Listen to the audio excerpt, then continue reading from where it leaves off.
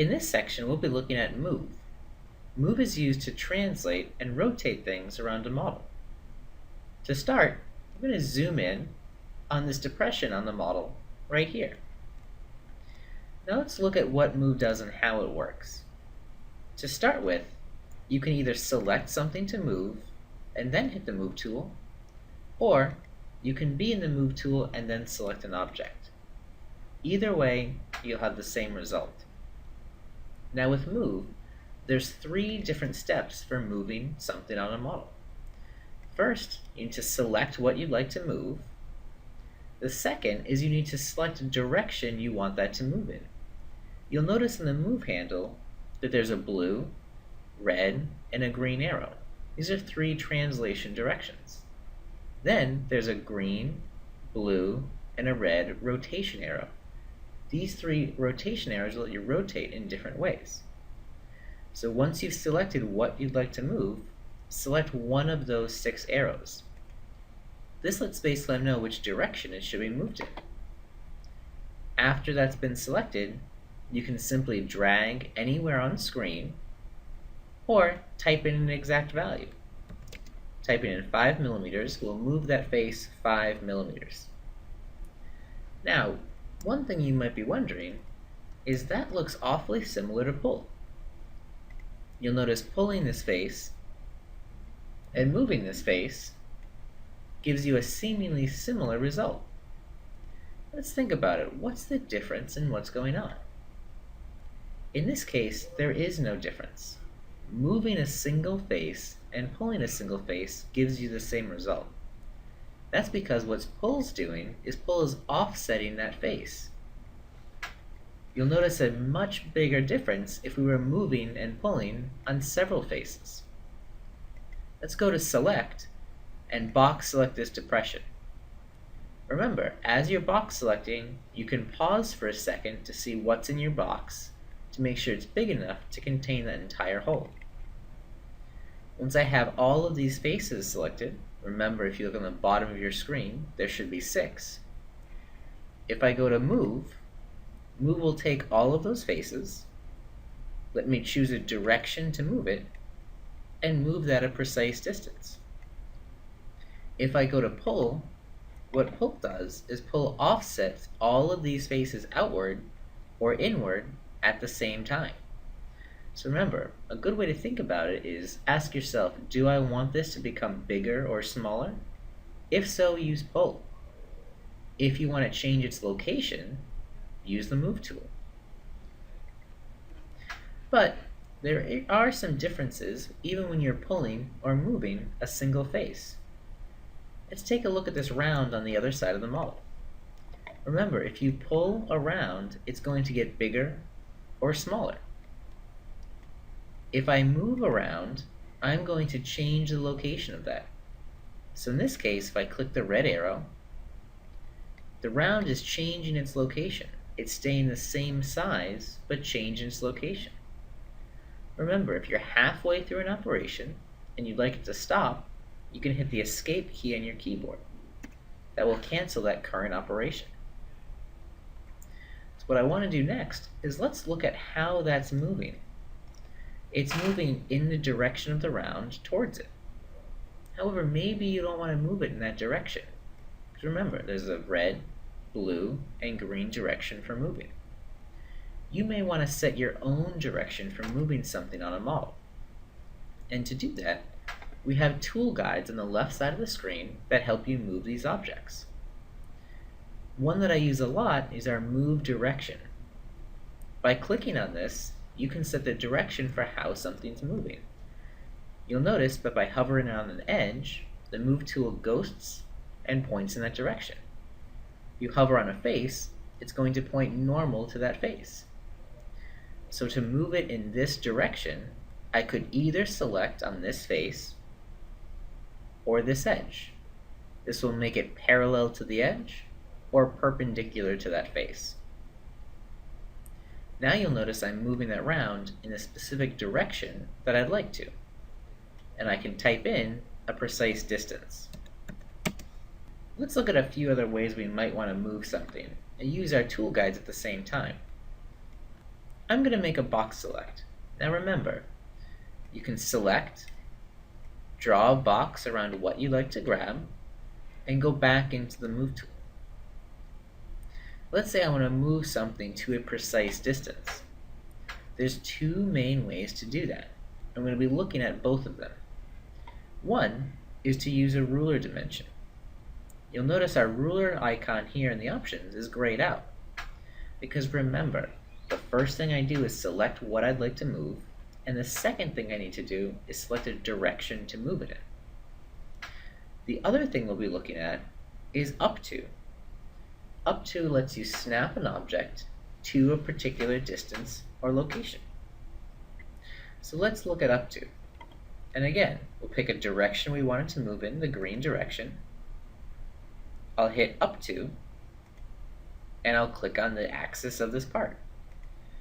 Notice it moved it so that the Move tool is lined up to the axis.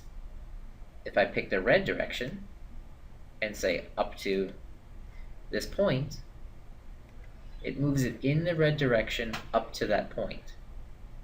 But you notice the important thing is the Move tool is in the center of what I select. If you wanted this corner to be lined up to the center and lined up to this part, what you can do is you can anchor the Move tool to that location. And again, I'm going to look to our tool guides to do this.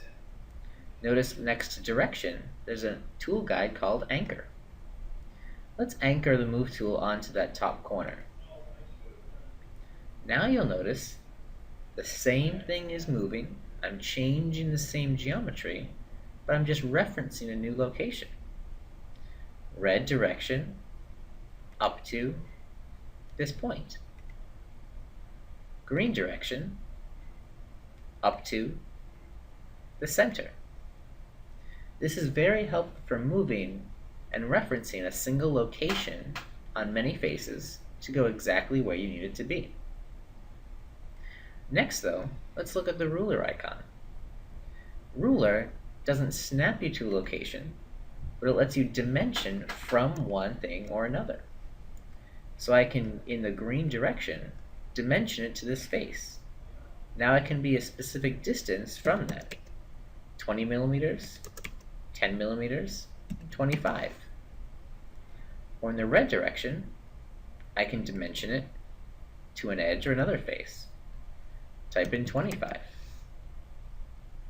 So remember, using the ruler icon and up to and anchor lets you easily position the Move tool and then move it or snap it to a precise location. Next, let's look at rotating an object.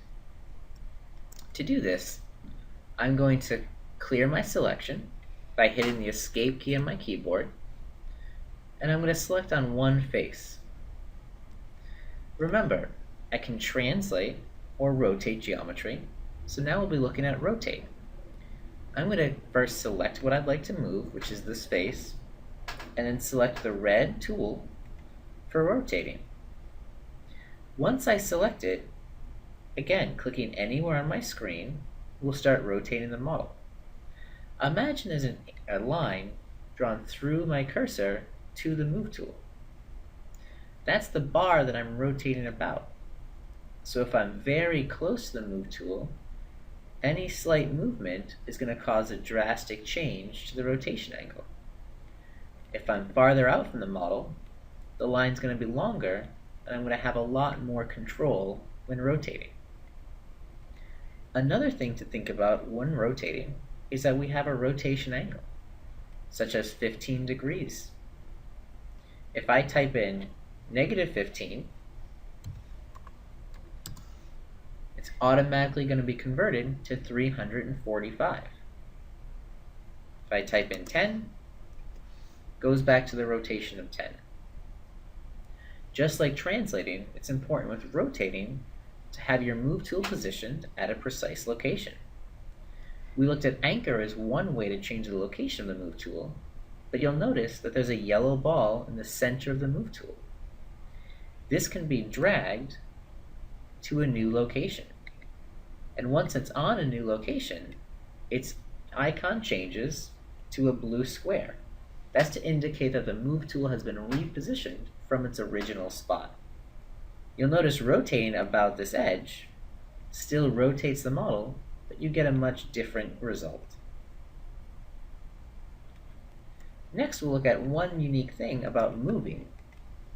Remember, if I move one face, the faces next to it come together, just like pull. However, with pull, if we select on the edge on the left and the right, remember, it pulls them straight back or straight in and ignores that influence. Let's hit escape to cancel this action. Now we'll switch to the move tool. When I move an edge with a face, the edges move as well. So you'll notice the faces on either side are changing their angle.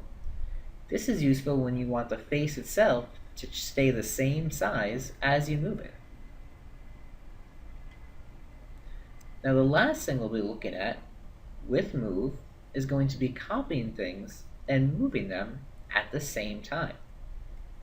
Just like you can copy text with the Control key in Word, you can copy geometry with the Control key in Spacefile. I'm going to box select this depression again, and then hold the Control key. This will allow me to move this geometry to a new location and create an additional copy of it. Now, when moving this geometry along screen, it's not linked to that original part. It's not a pattern. Patterns can be found inside of the Create group if you'd like to create a linear or circular pattern. In this case, we're simply copying the geometry that's there, so if you do have to make a change or an edit later on, you can, and both of them won't change at the same time. For the last thing we'll do, let's look at combining two of the operations we've seen earlier. That's going to be up to and copying with Control. So what I want to do is box select that original depression, and we're going to copy it to a new location. If I click a direction, like this green direction, and hit up to, remember it moves it up to that spot. If I undo and hold Control key before I click this spot, it's going to copy it up to that exact location. And one thing I want to show you before we go is to remember, if you don't pick a direction for the move tool to go, it's going to try to move it up to all locations at the same time. For instance, if I move and copy by holding the Control key up to this point without picking the red handle as a move direction, notice what happens is it moves it up to that point in the red direction and the blue one at the same time. Up to will always try to move in as many directions as you allow it to.